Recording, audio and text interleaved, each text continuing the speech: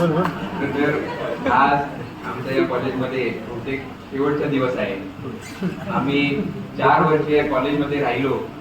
मला आठवते 16 फेब्रुवारी 2021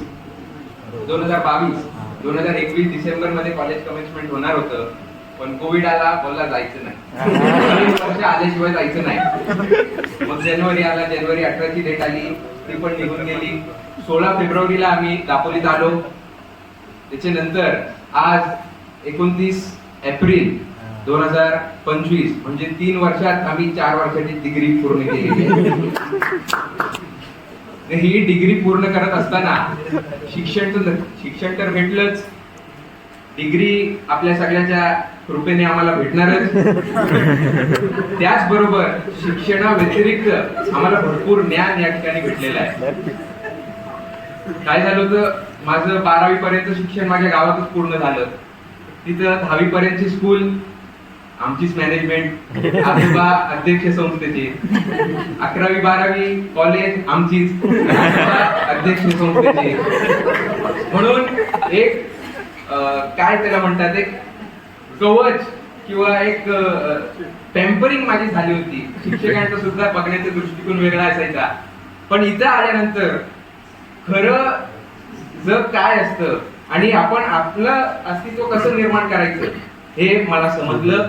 आणि आज मी कॉलेज पूर्ण केल्यानंतर पुढं LLB मध्ये ऍडमिशन घेण्याचं ठरवलेलं आहे. ऍडमिशन घेतली सुद्धा आहे.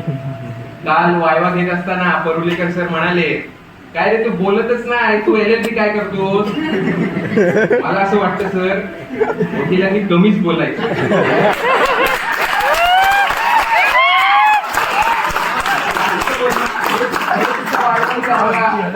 शिकवलेलं आहे. कारण जास्त बोललो ना, शिक्षकांनी प्रश्न विचारले तेवढेच उत्तर द्यायचे. जास्त बोललो की त्या उत्तरातून प्रश्न निर्माण होतात.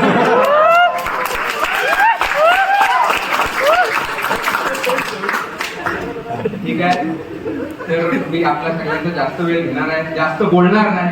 आणि महात्मा गांधी म्हणायचे, there are no goodbye, wherever you will be, you will always be in my heart.